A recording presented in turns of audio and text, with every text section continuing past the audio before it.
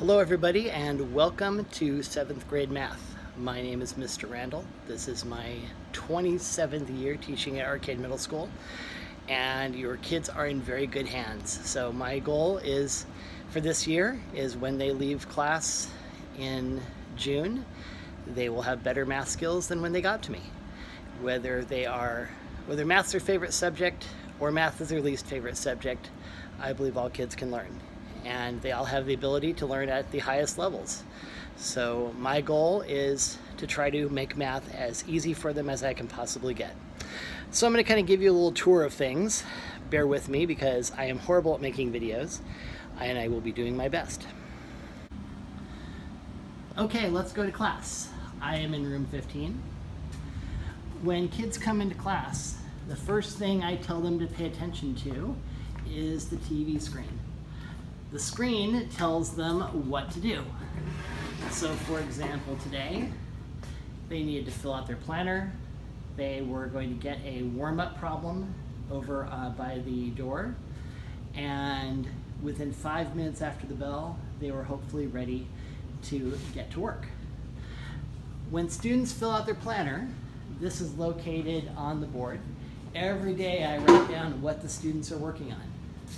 So they take the information that is here on the board and they copy it into their planner.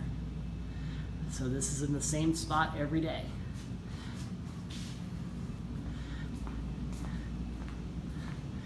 Here is an example of what their planner might look like. Now this is not filled in for every class, but if you ask to see your child's planner at home, they should have every space filled in every day. So on the top row is Monday through Friday for language arts. The second row is Monday through Friday for math, then social studies, then science, and then their elective. So when you check your child's planner, hopefully they have every space filled in every day. Even if there's no homework, they should at least be writing down what they do in class. As for me, I don't really assign homework. This is their assignment. So like for example, the 7th graders, if they finished that worksheet in class, they have no homework today. If they don't finish the worksheet in class, then they have to finish it at home. One of the things I do to help make math easy is students keep an organized notebook. So here is an example of what it might look like. They created a table of contents, and whenever they learn something new, I have them write down what the topic is about. They write down what page number it's on, and then they put their notes on those pages. So if a student is, say they're at home and they forget how to add integers with different signs, then they can just open up their notebook and they know exactly where to find it. So every time I teach them something that is new, I will have them write information in their notebook. And a good way that you parents can help out is by asking your child to show you their notebook from time to time. Students sometimes ask, how is my grade determined? Grades are broken into 4 categories. Assignments are the day-to-day work, participation, quizzes, and tests. As you can see, quizzes and tests make up the vast majority of the grade. But do not worry. Whenever students take a test, I always give them a chance to do a practice test at the beginning. Then during the test, students can use notes. So that's where their notebook is extremely handy, because if they forget how to do something on the test, they can look it up in their notebook. And if they do not like their test score at the end, I give them a chance to redo their test and get a higher grade. This is the textbook your child will be using this year. Actually, it depends. This one right here is the book for the 7th graders. This is the book for the accelerated 7th graders. The accelerated class does basically 2 years of math in 1 year. So they take care of all the 7th grade standards, and they're going to learn a large portion of the 8th grade standards too. Even though they are different math books, they do have a lot of things in common. So just as an example, this week I assigned page 10 to students.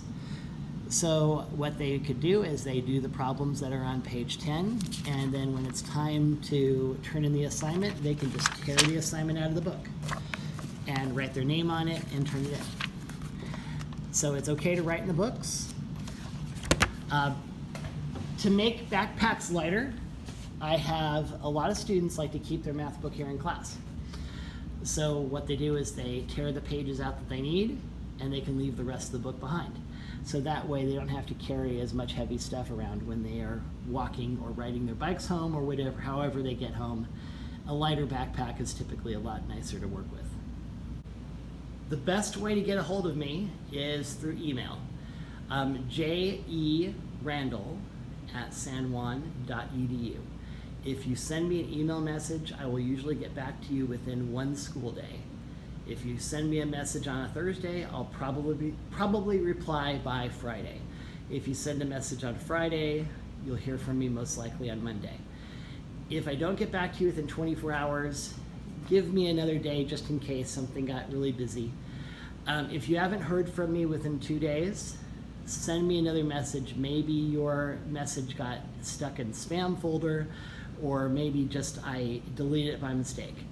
I do not ignore email messages. I respond to everybody. So please, please, please, please send me a message if you have any concerns or if there's anything you need to know about the class or about how your child is doing in class. If you would like to check up how your child is doing in math class or any other classes, you can sign up for the Q Parent Connection. By entering a PIN and a password, you can check up on your child's grades 24 hours a day, 7 days a week. And if teachers enter something, it updates in real time.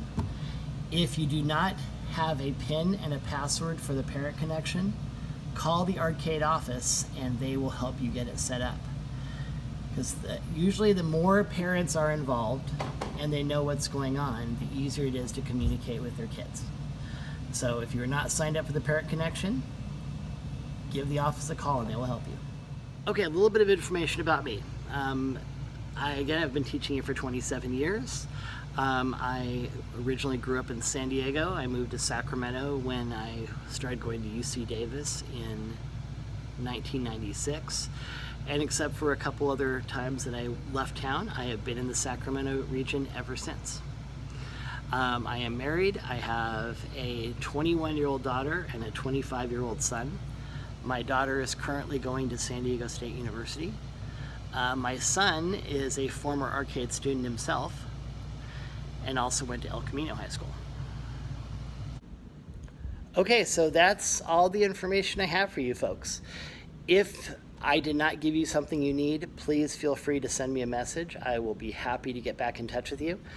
I like to communicate with parents. I know that middle school is a tough time because a lot of times students don't want parents and teachers to communicate, but I am here to help. So please contact me if you ever need anything.